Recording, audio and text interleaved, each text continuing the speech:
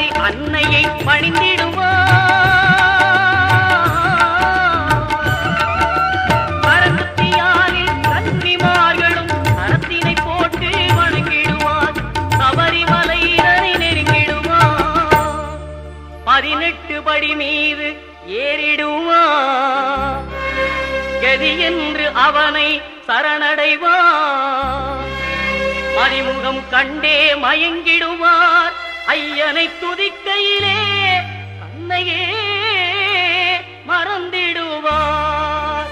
பள்ளிக்கட்டு சபரிமலைக்கு கல்லும் முள்ளும் காலுக்கு மெத்தை சுவாமியே ஐயப்போ சுவாமி சரணம் ஐயப்ப சரணம். பள்ளிக்கட்டு சபரிமலைக்கு கல்லும் முள்ளும் காலுக்கு